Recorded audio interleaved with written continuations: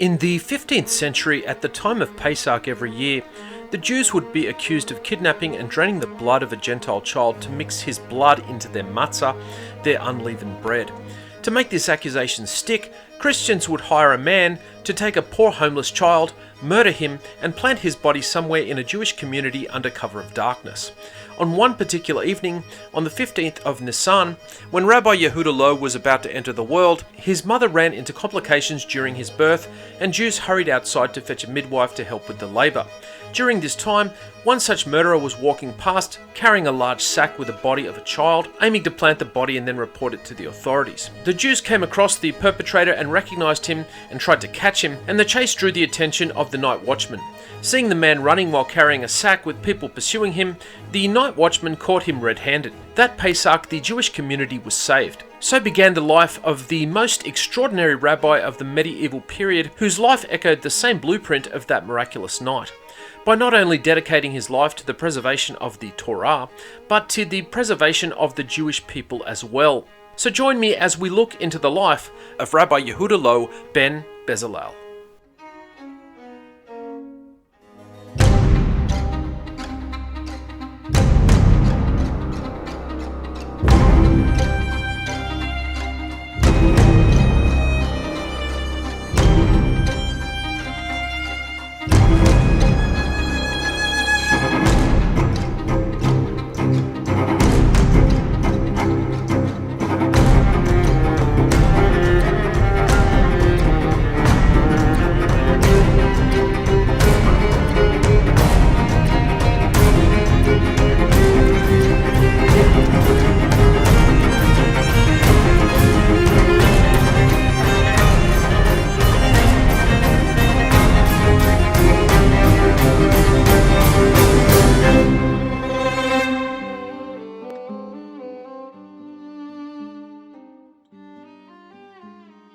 When you think about Rabbi Judah Loew, what is the first thing that pops into your head?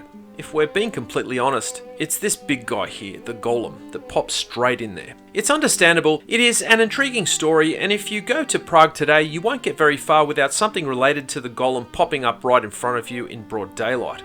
Many people deny the existence of the Golem of Prague, chiefly because anything about it didn't get published until about 1834, but where there is smoke there is fire, and there are other less famous stories including the account of Rav Kanina and Rav Osheya using a mystical work called the Sefer Yetzirah, which means the Book of Formation, to create a calf that they would eat every Shabbat. In fact, Rabbi Loew thought about the phenomenon on the same level as the simple act of prayer, which can also create realities. But as I have already done a video focusing exclusively on the Golem, I'll try to keep our focus on the man himself. Known as the Maharal of Prague, Judah Loew was born in the year 5285, which is 1525 of the Common Era, and lived until 1609. But other sources list the year of his birth at 1512, 1520, and 1526. He was born in the city of Poznan in Poland, and his family were of noble standing, originating from the Rhinish town of Worms. His title, the Maharal, is an acronym for Morenu Harav Loew, meaning our teacher Rabbi Loew. The name Loew is derived from the German word Loew, meaning lion. The word Leib, used sometimes instead, is a Yiddish term originating from the same word. The name Yehuda or Judah, as in the tribe of Judah, is also symbolized by a lion. Yehuda means preemptive praise, denoting the matriarch Leah's overwhelming praise over the birth of her fourth son, even before knowing her newborn's condition. Once they matured into a tribe, Hashem would constantly use this merit by calling them into battle first. The name Loew itself probably derives from the title of one of his many works entitled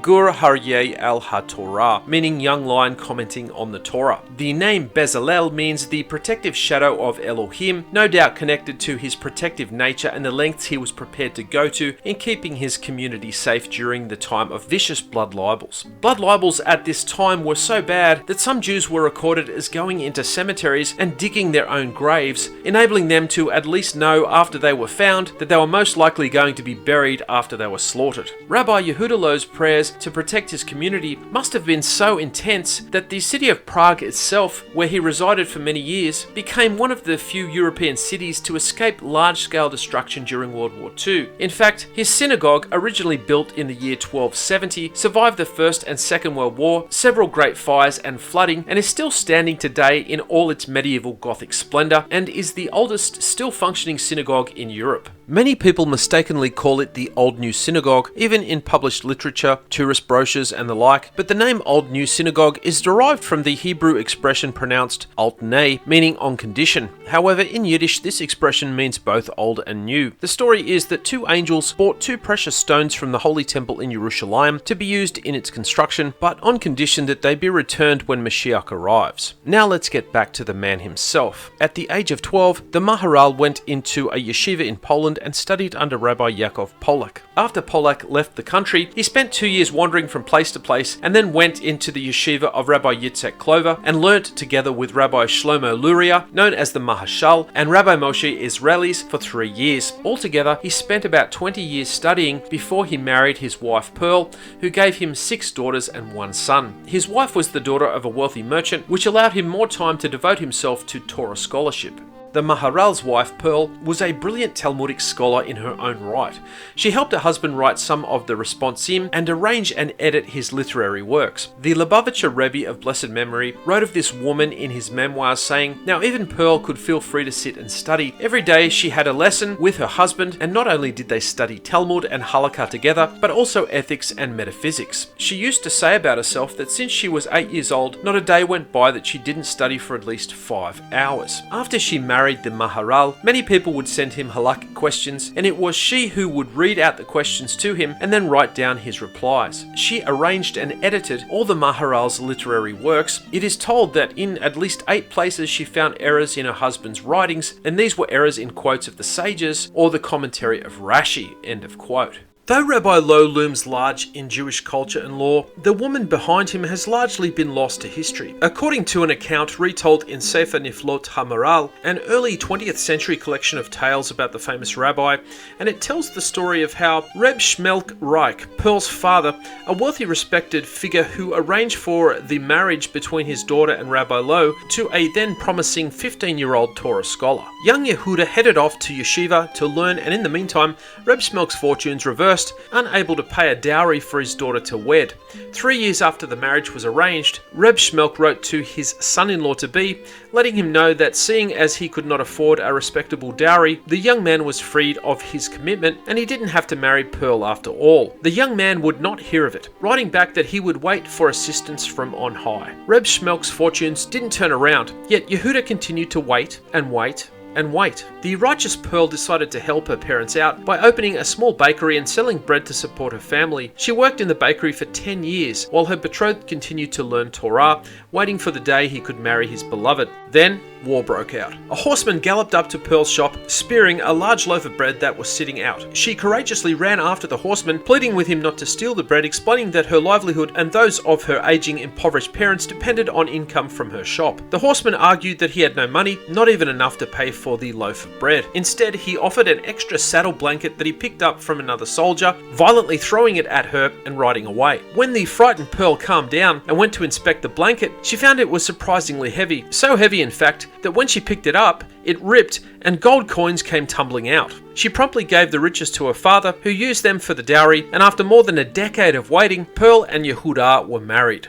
Rabbi Loew won the admiration of his great contemporaries, Rabbi Solomon Luria, the Mahashal, which we mentioned earlier, and Rabbi Meir Maharim of Lublin, and others who called him affectionately the Iron Pillar supporting Yisrael. Rabbi Loew wrote many works on rabbinic subjects, one of the most important of which is the Ger Aryeh, a commentary on Rashi's commentary on the Chumash. Some of his best works are centered on Jewish philosophy and ethics. In his writings and teachings, he laid stress on understanding the simple literal meaning of the passages studied, avoiding the complicated form of study known as pilpul. He insisted that children should have a thorough knowledge of the Bible and Mishnah before taking up the study of the Talmud. His writings, particularly his commentary on the Pirkei Avot, the Ethics of the Fathers, and the collection of his lectures such as the Nezak Yisrael, the Eternity of Yisrael, and the Netevot Olam, the Way of the World, very much reflect his saintly character.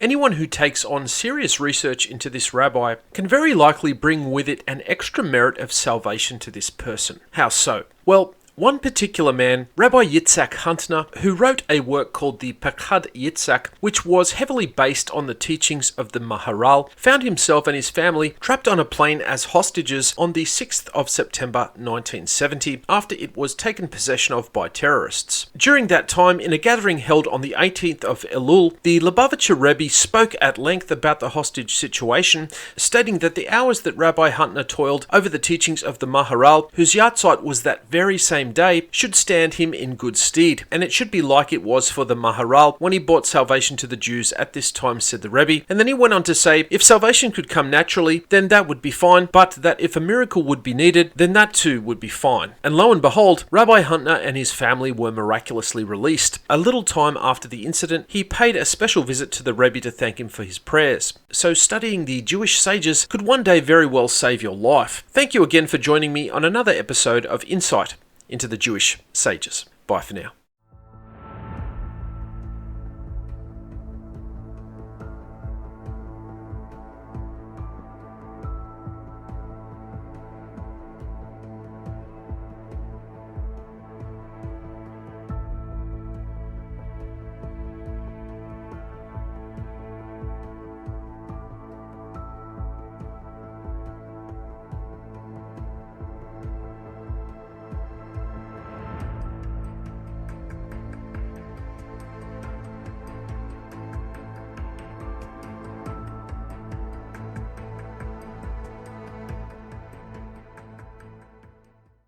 If you like the content of this channel, get a hold of this book. It is literally jam-packed with information you will not find in most Torah publications.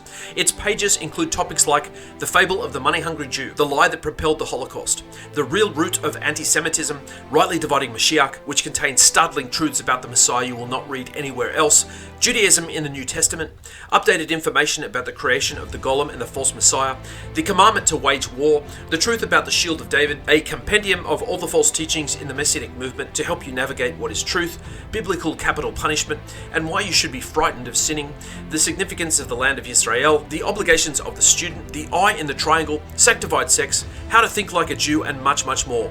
There is also an updated chapter 1, and along with all the other chapters, has hundreds of footnotes and references. This is a book that took 10 years to research and compile, and will be a welcome addition to the library of any discerning student of Torah and Mashiach. Get it today on Amazon and other online bookstores. Bye for now.